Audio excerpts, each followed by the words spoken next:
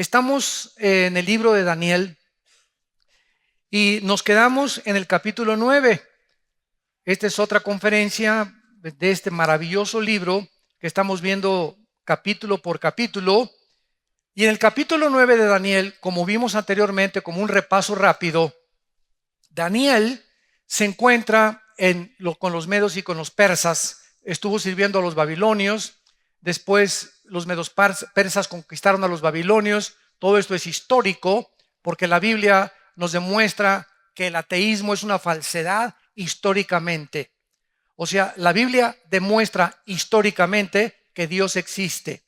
Independientemente que también genéticamente y científicamente se demuestra que Dios existe, históricamente se demuestra que Dios existe al comprobar que estas profecías de hace 2500 años se cumplieron en la historia en el orden en el que Dios los colocó. Lo que prueba que el autor de la Biblia es un autor sobrenatural. Entonces Daniel se encuentra sirviendo en el palacio y comienza a leer el libro de Jeremías. En el capítulo 25 de Jeremías, donde ya lo leímos también, descubre que los 70 años que Israel tenía de cautividad en Babilonia estaban a punto de cumplirse.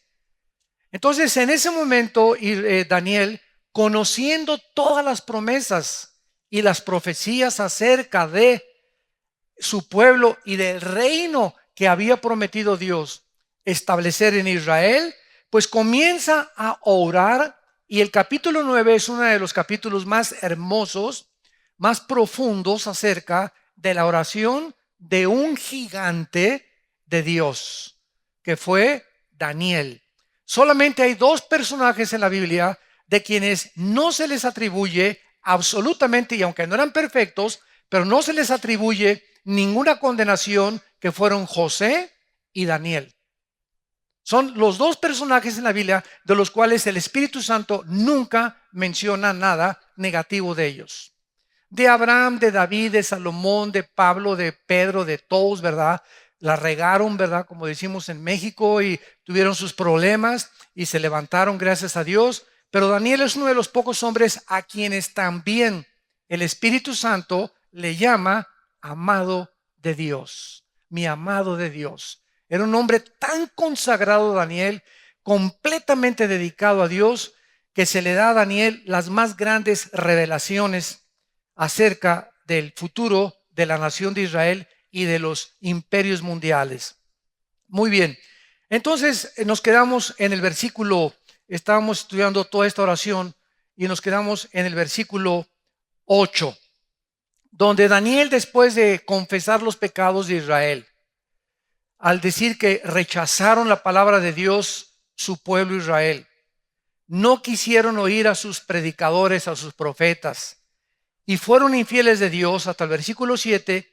En el versículo 8, Daniel hace esta confesión, y es que aquí atribuye que nuestros pecados no solamente nos hacen daño a nosotros mismos.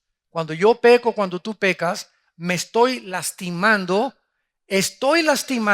a mi matrimonio, estoy lastimando a mis hijos, estoy lastimando a mis amistades y estoy lastimando a la misma sociedad. Así que no hay tal cosa que una persona peque y no afecte a los demás.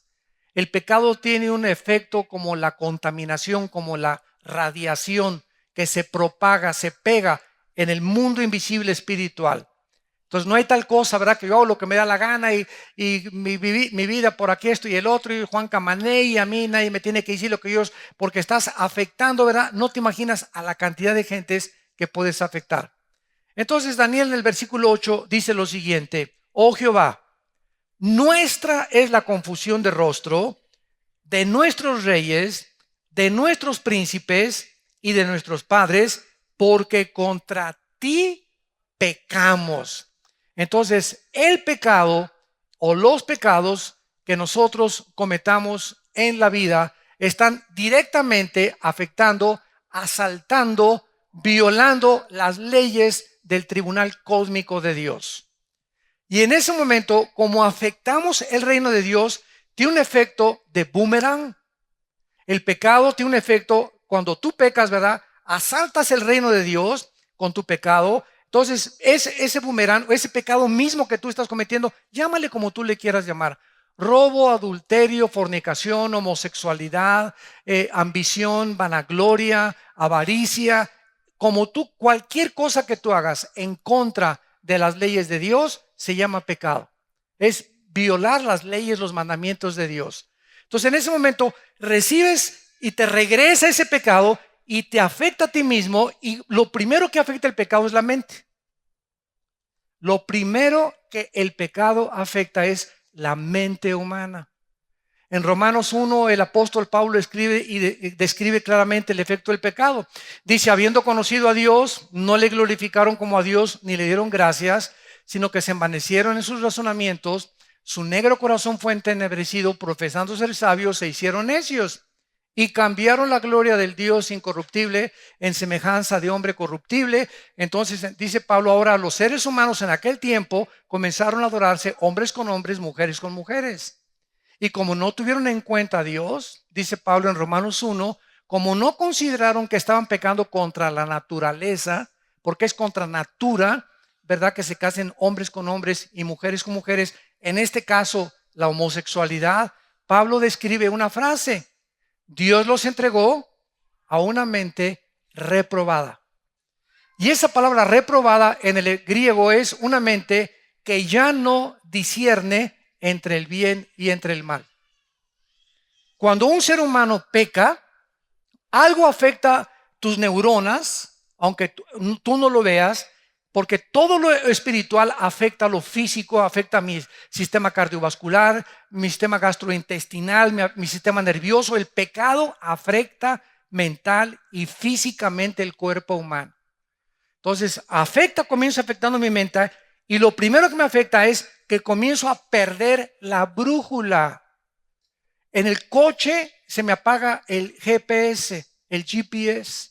Ya no sé a dónde voy y me comienzo a engañar y comienzo a creer, porque el pecado autoengaña al ser humano y me convence de que voy bien y que no es mal lo que estoy haciendo. Esa es una de las primeras consecuencias del pecado. Nos engaña, el pecado engaña.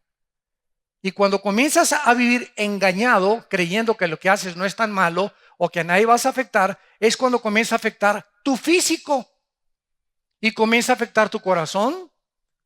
Hay personas que acaban en el hospital psiquiátrico, y el 70-80% de las personas que están en el hospital psiquiátrico, que clasifican como locos, no están locos, sino que son personas que en su pasado nunca arreglaron sus pecados los alcanzaron, y conforme pasaron los años, a los 40 comenzaron con su loquera, a los 45, a los 50, y a los 55 estaban tan locos que ni psiquiatras ni psicólogos los pueden ayudar más que con pastillas tranquilizantes recetadas por los psiquiatras, que los acaban internando en el manicure, en el hospital psiquiátrico. Y son personas que ya están bajo el control completo de demonios.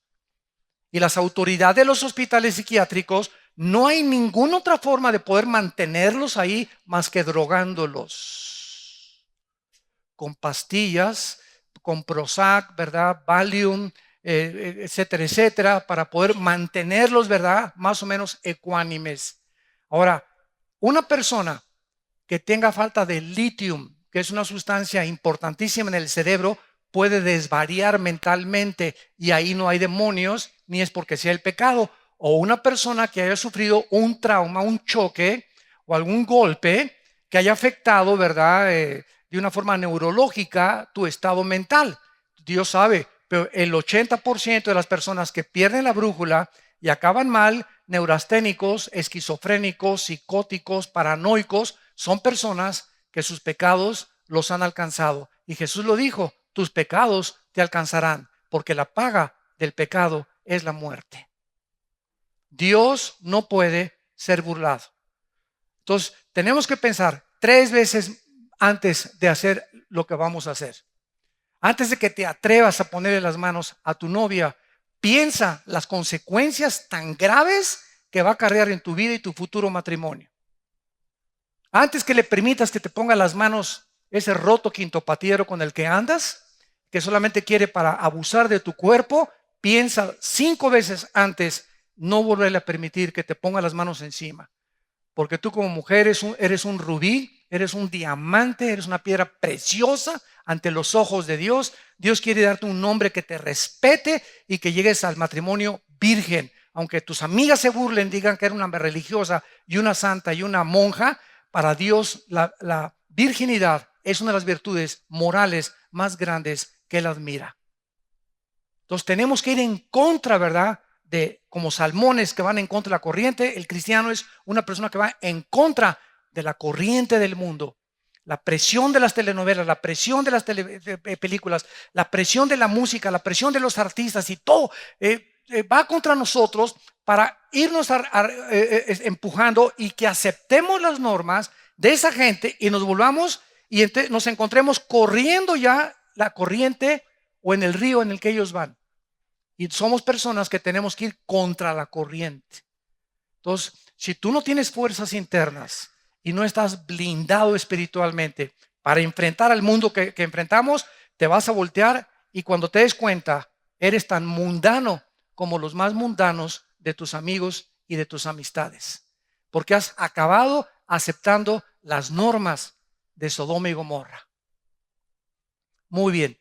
Entonces vemos esto con mucha claridad. En segundo lugar, dice versículos 9 y 10, de Jehová nuestro Dios es el tener misericordia y el perdonar, aunque contra Él nos hemos rebelado. Y no obedecimos a la voz de Jehová nuestro Dios para andar en sus leyes que Él puso delante de nosotros por medio de sus siervos, los profetas. Aquí Daniel reconoce su desobediencia. Vean ustedes la lista de lo que él menciona. En primer lugar, despreciaron su misericordia. ¿Qué es la misericordia de Dios? La misericordia de Dios es la compasión que Dios tiene para no castigarnos como merecemos. Haz de cuenta, vamos a poner este ejemplo rápidamente. Tú anoche te robaste, te encontraste aquí en la congregación una bolsa o una pluma o una cartera o lo que haya sido. Entonces dijiste, ¿verdad? Vénganos a tu reino. Y te la embolsaste. Y anoche te fuiste a tu casa. Y entonces amanece, ¿verdad? Y como no la devolviste anoche, hay algo que sucede en tu mente que se llama que te comienzas a endurecer. ¿Por qué? Porque no reconociste que lo que tú hiciste, Dios le llama robo. Entonces ahí te lo guardas, ahí te lo guardaste. Entonces pasa una semana y no pasa nada, sigues igual que siempre. Pasan 3 semanas y no pasa nada. Pasa un mes y no pasa nada. Y entonces al mes tú ya has llegado a la conclusión de que no te va a pasar nada y que puedes seguir robando. Entonces ahí es cuando el corazón se endurece y ahí es cuando la misericordia de Dios tiene un límite.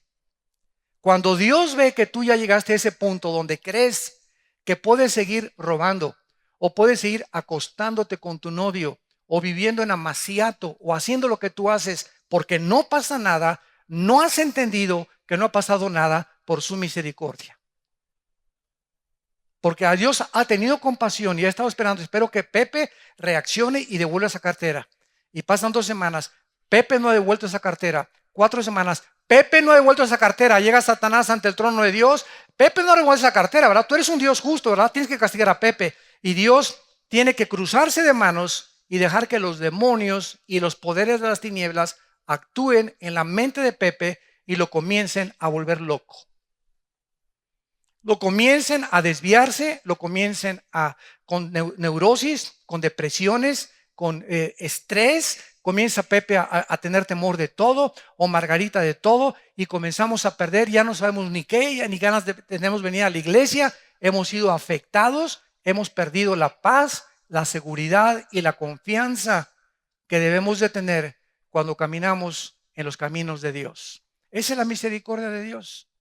Y es lo que dice Romanos capítulo 2, versículos 3 y 4. ¿Qué no sabéis que por la misericordia de Dios no has sido juzgado? No te aproveches pues de eso. Los pecados te tienen que alcanzar. Y hay personas que los alcanzan a la semana, hay otros que a los 6 meses, Hay otros que hasta los 2 o 3 años les cae el ramalazo en su vida. Pero los pecados tienen que ser enfrentados delante de Dios. En segundo lugar, dice que se rebelaron contra Dios. Le desobedecieron, quebraron sus leyes y quebraron sus mandamientos. Ahora, en el versículo 11 al 14, que es lo más fuerte de la oración y donde más vamos a profundizar un poquito, vean ustedes qué es lo que Daniel, a través de esta oración, descubre cuando a alguien le va mal en la vida. 11 al 14. Todo Israel traspasó tu ley, apartándose para no obedecer tu voz, por lo cual ha caído sobre nosotros, ¿qué cosa? La maldición. Como dice Proverbios 26:2, la maldición no viene sin causa. Ahorita vamos a profundizar más en esto. Ha caído en nosotros la maldición y el juramento que está escrito en la ley de Moisés, siervo de Dios, porque contra él pecamos. Y él ha cumplido la palabra que habló contra nosotros y contra nuestros jefes que nos gobernaron, trayendo sobre nosotros tan grande mal. Pues era la cautividad, ¿verdad?, la que acabaron en Babilonia. Pero nunca fue hecho debajo del cielo nada semejante a lo que se ha hecho contra Jerusalén. Conforme está escrito en la ley de Moisés, todo este mal vino sobre nosotros. Un mal vino sobre nosotros. Y no hemos implorado el favor de Jehová nuestro Dios para convertirnos de nuestras maldades y entender tu verdad. Por tanto, Jehová veló sobre el mal y lo trajo sobre nosotros. ¡Qué tremendo está esto! ¡Qué tremendo está esto! Porque justo es Jehová nuestro Dios en todas las obras que ha hecho, porque no obedecimos su voz. El pueblo de Israel se encontraba, históricamente hablando, bajo una maldición. ¿Cuál era esa maldición? Estaban cautivos en Babilonia. Dios los sacó de la casa donde vivían. Dios hizo que quebraran sus trabajos. Dios llevó personas que se apoderaran de ellos, que los convirtieran en esclavos. Dios los sacó de su tierra. Ya no adoraban a Dios, ya no tenían sacrificios, ya no tenían templo. Se los lleva Dios de Israel y se los lleva a Nabucodonosor, y ahí están sirviendo al mundo, sirviendo a los table dance, sirviendo a las discotecas, sirviendo al mundo con amistades del mundo, fuera completamente del medio ambiente que Dios había diseñado para sus vidas. Y cuando estaban ellos ahí en Babilonia, había muchos judíos cínicamente que comenzaron a decir: pues ¿qué hicimos? Imagínense nada más. ¿Y por qué hay tantos tsunamis? ¿Y por qué hay tantos terremotos? ¿Y por qué hay tantos tornados? ¿Y por qué hay tantos huracanes? ¿Y por qué ahora en el último tsunami espectacular, gigantesco en Indonesia, que afectó más de 15, 18 naciones, murieron el 60% de niños menores de 12 años? ¿Qué acaso Dios no es misericordioso? ¿Y por qué le cayó ese rocote en la cabeza a esa familia, destruyó el terremoto esto? ¿Y por qué pasó estas cosas? Y cuando comenzamos a preguntar, ¿por qué la naturaleza en los últimos 10 o 15 años se ha vuelto contra la humanidad? Porque nunca había habido tal secuencia e intensidad de tornados, huracanes, inundaciones, terremotos como en los últimos 15, 20 años. Preguntémonos por qué y tenemos la respuesta. Porque el pecado, dice Isaías 24, afecta la naturaleza a nuestro alrededor y el mundo está harto, el planeta Tierra está harto de nosotros. Ya vienen las nuevas ideas, cambiemos la ecología, renovemos el medio ambiente y comenzamos a enfocarnos en que pues contaminamos el mar y contaminamos el aire y contaminamos el agua y contaminamos la comida, y vamos a tener, como todas las organizaciones que hay, hasta los mismos líderes religiosos están hablando de enfocarnos en renovar el ambiente, cuando no nos damos cuenta que estamos como poniendo curitas y no estamos atacando la raíz. ¿Qué es lo que ha producido esta contaminación ecológica del medio ambiente? El pecado humano. Es el pecado lo que ha hecho que el mundo esté como esté. Somos una generación en rebelión contra Dios. Miren dónde acabamos en el siglo XXI, legislando los matrimonios gays. Es el síntoma más grande de descomposición social que podemos nosotros observar en nuestra sociedad. La destrucción del fundamento más grande de una sociedad, que es la familia. Cuando el matrimonio es deshecho, cuando la familia es atacada, donde ya no hay respeto de es un hombre y una mujer. Como yo les dije un día a un grupo de gays, ¿cuándo he visto un león arriba de un león? O una leona arriba de una leona, un perro arriba de un perro. Las mismas leyes, vamos a cerrar la Biblia porque siempre, ustedes los cristianos y los religiosos, vamos a hacer a un lado la Biblia, vamos a ver las leyes de la naturaleza. ¿Qué pasaría si hiciéramos todos el ejemplo de ustedes? Les dije, ¿qué pasaría? Le dije, ¿quién te parió? ¿Por qué vives? Tengo una mamá. ¿Y quién ayudó a tu mamá? Pues tengo un papá, ¿verdad? Porque sin un papá y mamá no hubieras nacido. Entonces, ¿qué pasaría si siguiéramos ese ejemplo? Se acabaría la sociedad. Nos extinguiríamos, nos autodestruiríamos. Y es exactamente lo que la Biblia dice que iba a suceder. Que la tecnología y el medio ambiente y los descubrimientos científicos que enorgullecieron y levantaron el intelecto del ser humano, lo ensoberbecieron, y ahora, profesando ser sabios, estamos tomando decisiones como si estuviéramos peor que animales irracionales, porque ni los animales hacen lo que están haciendo los seres humanos, y nos extrañamos de por qué el mundo se encuentra como se encuentra, y le echamos la culpa a Dios. La palabra maldición aquí en el hebreo es la palabra halaj. Es muy importante esto. Y esta maldición, de acuerdo a la Biblia, casi siempre viene cuando alguien rompe ya, deliberada y abiertamente, las leyes de Dios. En otras palabras, para que lo podamos entender, cuando Dios dice en Deuteronomio 28, bendito eres, bendito es tu esposa, bendita tus hijos, bendito tu trabajo, bendito cuando salgas a la calle, bendito el producto de tus frutos y de tus campos, significa esto: hijo mío, si tú caminas en el camino que tengo escogido por ti, sometiéndote y obedeciendo a mis leyes, es bendito. ¿Quién es una persona bendecida? Una persona que camina con Dios, por lo cual le va bien en la vida. Y todo lo que hace prospera. Todo lo que hace prospera.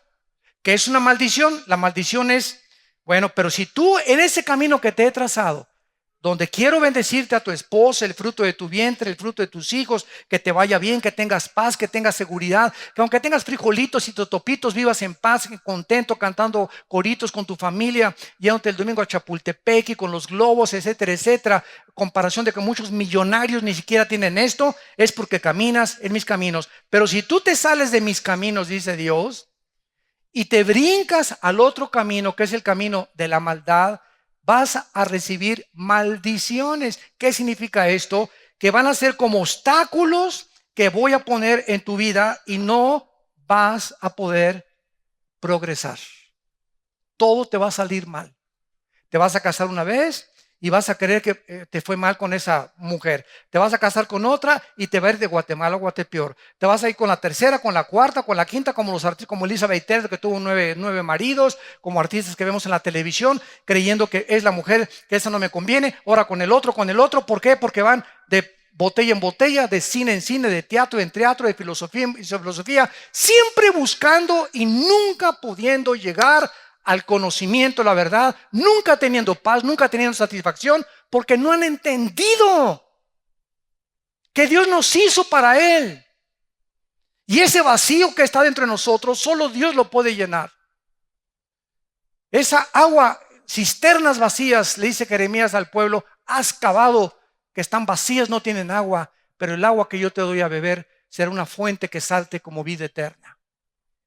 Eso le dijo Dios también a la mujer samaritana en Juan 4, una mujer prostituta que tenía 5 maridos, la chulis, y con el que vivía no estaba casada, vivía en amaciato cuando se encuentra con Cristo. Cristo no la condena, Pero Cristo le dice, vas a seguir buscando y no vas a encontrar en ningún hombre, en ninguna mujer, no hay nadie que te dé la felicidad. Puedes ser millonario y no es cierto que eres feliz. Lo vemos con los millonarios ahorita en Estados Unidos, que son racistas y que atacan a todos los mexicanos y a todos los latinoamericanos, y que creen que con el dinero ahora quieren poder y no están satisfechos con lo que tienen, y llegan un momento en que tú los escuchas y dices, está más loco que un chivo.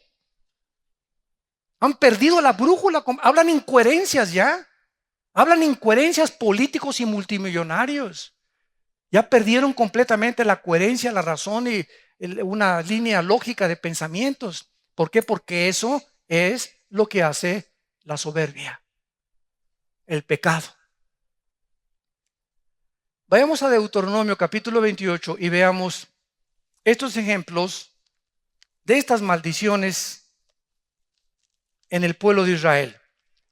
Y veamos de qué forma tan interesante están ligadas precisamente con con lo que Dios considera más importante. ¿Qué creen ustedes que fue lo que cuando Cristo vino al mundo consideró lo más importante para síganme con cuidado, cuál es el ingrediente más importante para nuestra estabilidad psíquica y emocional? La paz. Mi paz os dejo, mi paz os doy. No en el mundo tendrá aflicción, pero la paz, por nada estén afanados. Confíen en mí.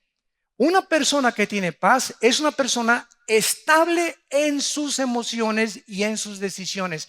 Si yo no tengo paz conmigo mismo primero, y estoy como Pepita en comal en la mañana, ay Señor, ay pastor, ayúdeme, mi hijo, mi hija, ¿sabes una cosa? Estás viviendo en incredulidad.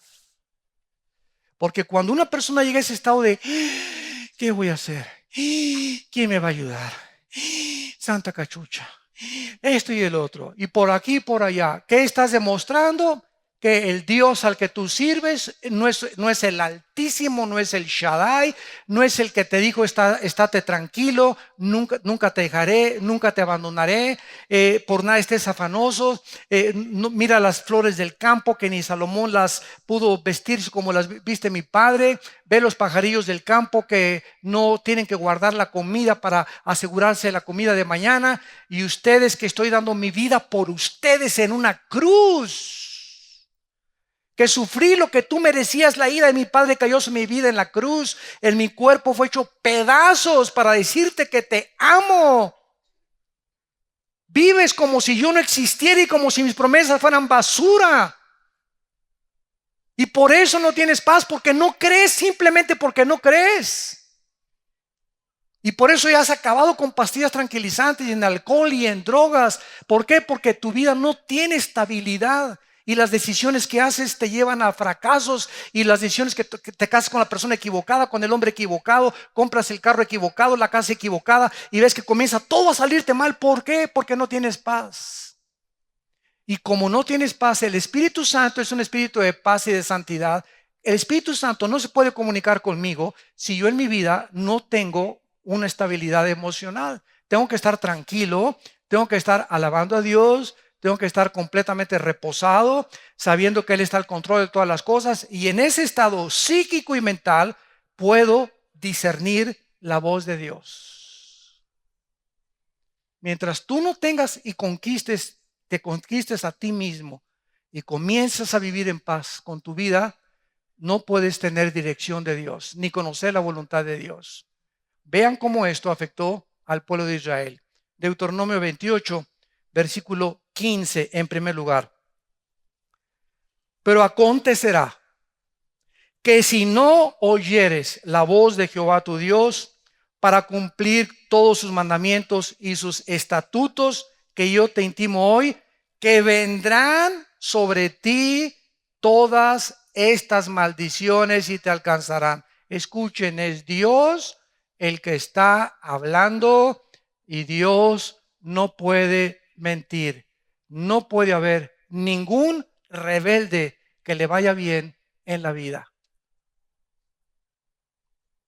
Y si tú crees que irte bien en la vida es llegar a tener ese dinero, o llegar a ese puesto político, o a llegar a ser Miss México, o ser un artista reconocido, cuando tú llegues a ese punto al que tú querías llevar, creyendo que eso es irte bien en la vida, cuando llegues a ese punto, esas personas ahí en la cima del éxito, ahí descubren que siguen siendo miserables y infelices y rodeados de miles de personas, pero vacíos y miserables en sus propias vidas dentro de ellos, como han acabado la mayor parte, ¿verdad?, de políticos, deportistas, artistas, cantantes, etcétera, etcétera, que han hecho una burla de Dios y de sus mandamientos.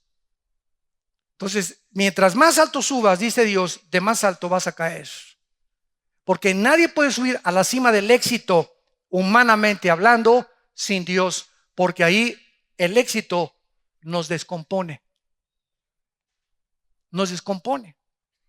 Y eso le pasa a todos los que llegan al éxito, políticos, gobernantes, artistas, cantantes, futbolistas, que cuando llegas a un punto donde tienes dinero y tienes todo y todo el mundo te conoce, te crees con el derecho de irte con una mujer, con otra mujer, de tener amantes, de comprar esto, comprar aquello, etcétera, etcétera, sin que te des cuenta que mientras más estás subiendo, tu caída va a ser mucho más dolorosa que tu subida.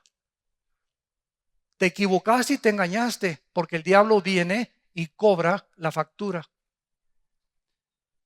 Y dice el versículo 65 al 67 de Deuteronomio capítulo 28. Y le dice Dios a su pueblo: y ni aún entre estas naciones, ¿qué cosa?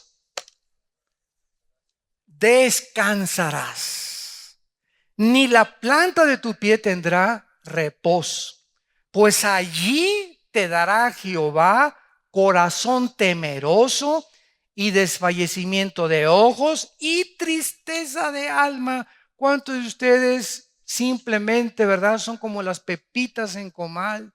No se pueden estar en paz en ningún lado, no duran en ningún trabajo, van de aquí para allá, siempre inestables, cambias novia cada 2 o 3 meses, novio cada 3 o 4 meses, etcétera, etcétera, te acuestas y no puedes dormir.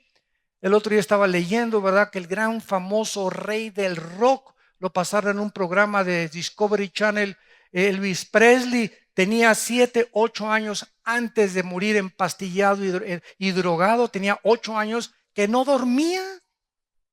El rey no dormía. No podía, se acostaba a las 7, 8 de la mañana, se levantaba a las 4 o 5 de la tarde para ir a su show en Las Vegas, y durante toda la noche no podía dormir. Tenía insomnio y él no sabía la raíz, y comenzó con métele y métele y métele pastillas, hasta que se levanta un día, ¿verdad?, y se sienta en el inodoro de su baño de su casa, y entonces se levanta semidesnudo y cae 2 o 3 pasos y cae muerto. 5 horas después los descubren las personas o las enfermeras que tenía él ahí. Tenía 8 o 10 años bajo receta y prescripciones médicas con drogas, igual que su ahijado Michael Jackson, el rey del pop. Los personajes que los jóvenes quisieran llegar a ese punto sin darse cuenta.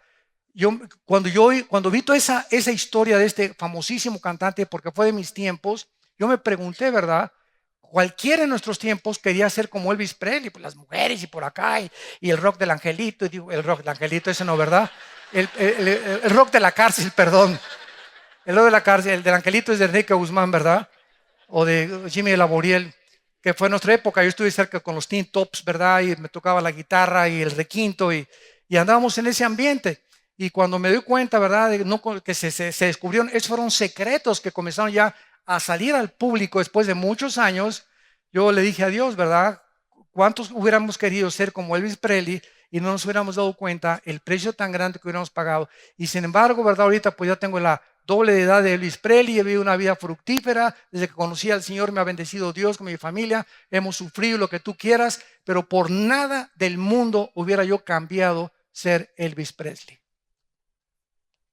Y así lo vas a pensar tú. Por nada del mundo hubiera querido yo ser Miss México, ni Miss Costa Rica, ni ese futbolista, ni ese cantante, porque el que tiene a Dios lo tiene todo. Y dice el versículo 66. Versículo 66. Y tendrás tu vida, mira nomás todas las cosas, y tendrás tu vida como algo que depende delante de ti.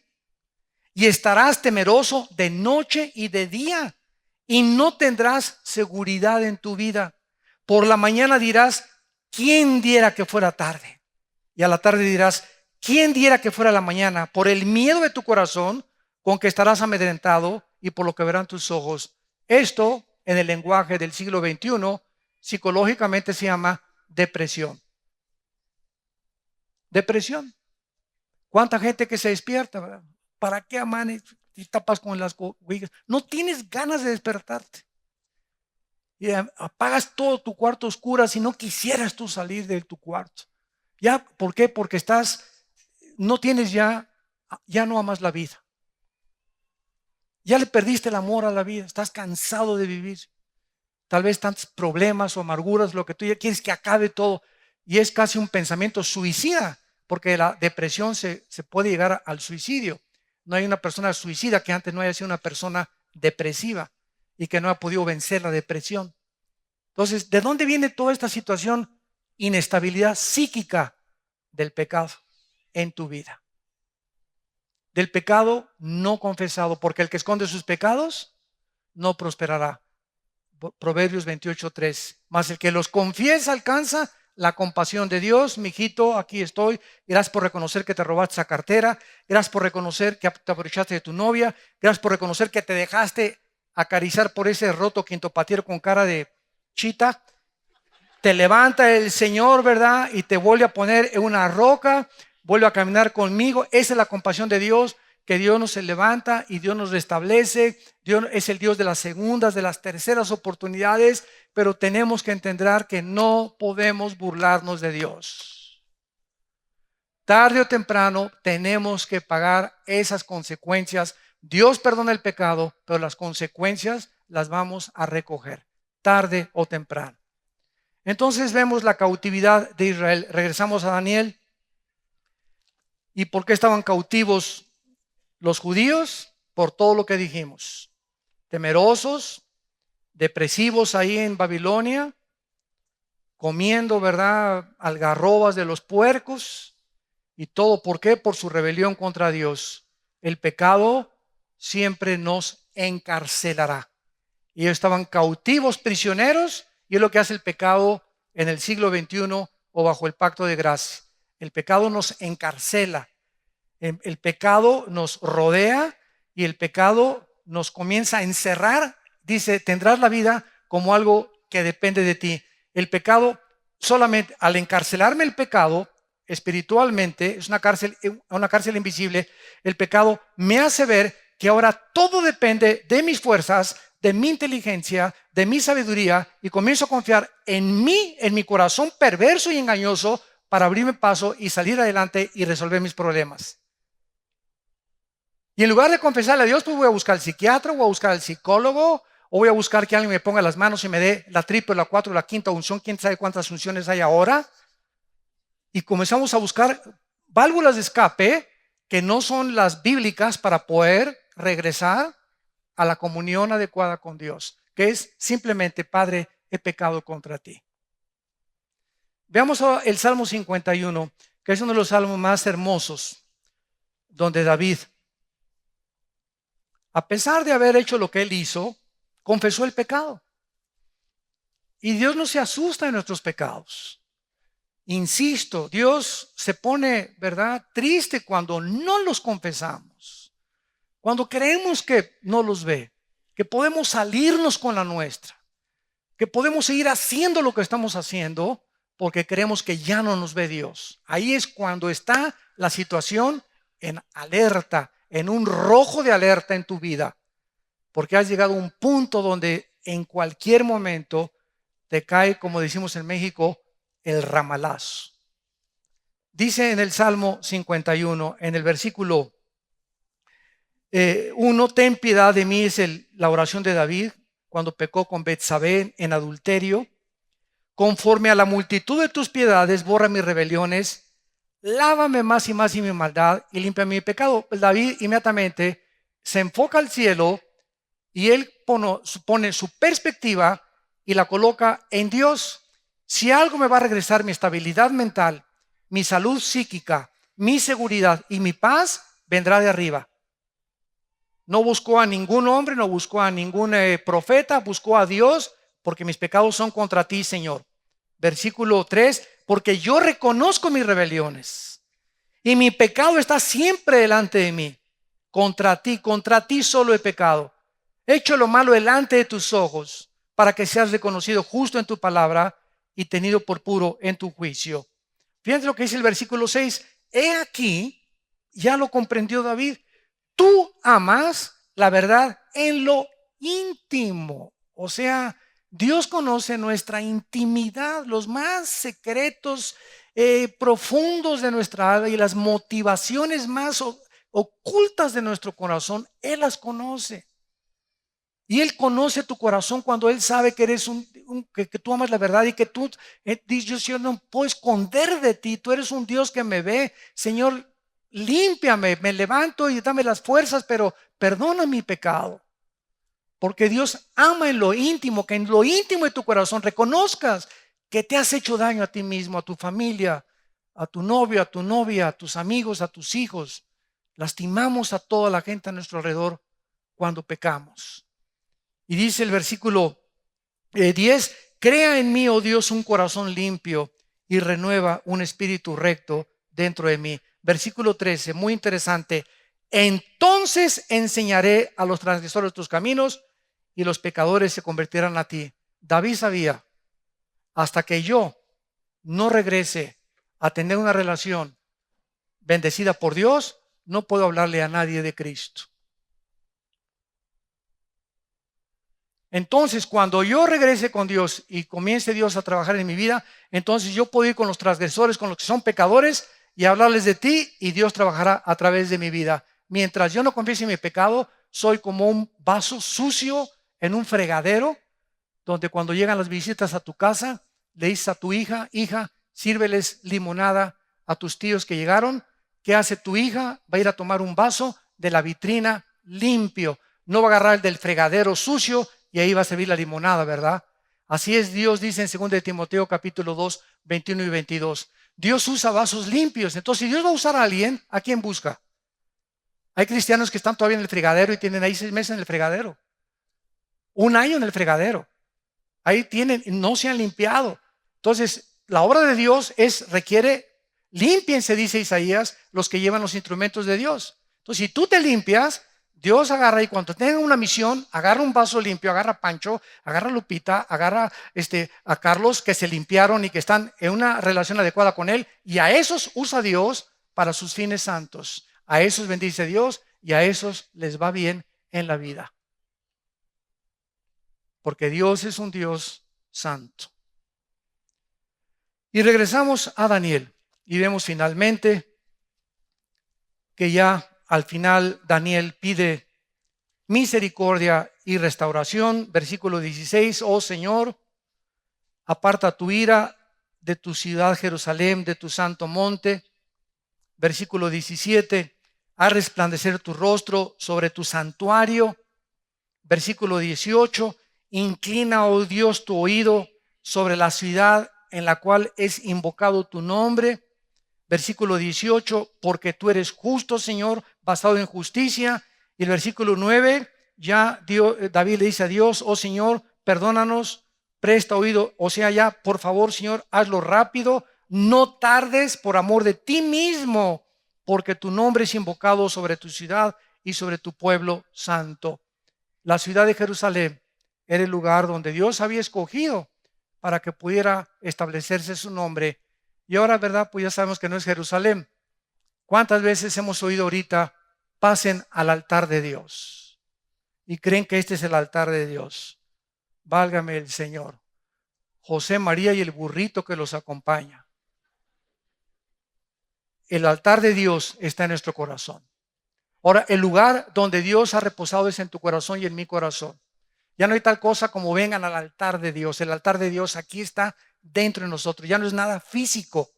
Pero nos apartamos tanto de la Biblia que comenzamos a acostumbrarnos, ¿verdad? Que pasen al altar de Dios como si al llegar aquí aquí está Dios esperándote. La palabra altar significa el lugar del sacrificio. Y el lugar del sacrificio fue la cruz. Y desde la cruz a nuestros días, el lugar del sacrificio está en tu corazón y en mi corazón. Romanos 12. Presentar vuestros cuerpos en sacrificio vivo. Cada vez que tú sacrificas tus deseos pecaminosos, tus impulsos sexuales que no tienen freno, y todas tus ideas y tu imaginación, y las controlas, estás sacrificando a Dios. Lo estás haciendo por Dios, pues no hago esto, ni me voy para allá, ni veo esto. Y este sacrificio es al que Dios le agrada. Un sacrificio que puede expresarse con alabanza de labios que pronuncian su nombre, y con un corazón limpio y contrito no despreciarás tú, oh Dios. ¿No quisieras tú en esta mañana o en esta tarde confesar tu pecado? Yo no sé cuál sea tu vida ni tu pecado. Todos de alguna manera hemos pecado, y Dios está esperándonos siempre en su misericordia que regresemos a Él. Si tú lo has ofendido con tu novio o con tu novia, o no has pagado tus deudas, o vives en adulterio, o robando, o transando a la gente, o aprovechándote de tu prójimo, ya no te atrevas a salir por esa puerta hoy sin ponerte a cuentas con Dios. Y la sangre de Cristo nos limpia de todo pecado. Te damos gracias por tu palabra. Gracias, Señor, por tu misericordia. Gracias porque ya has renovado un espíritu nuevo, no como en el Antiguo Testamento, que no tenían al Espíritu Santo morando permanentemente en sus vidas. Ahora has entrado en nuestro corazón para redarguirnos, para convencernos de pecado, que podamos cobrar conciencia, que si no sacamos ese pecado de nuestra vida, si no lo confesamos, si no te lo expresamos y te lo decimos, no podremos prosperar. Viviremos engañados y iremos de pecado en pecado, endureciendo nuestro corazón. En este momento tan especial, tan santo y tan sagrado, donde Dios nos da la oportunidad de ponernos a cuentas a Dios, toma estos 10 segundos que siguen para decirle a Dios tu pecado. Díselo.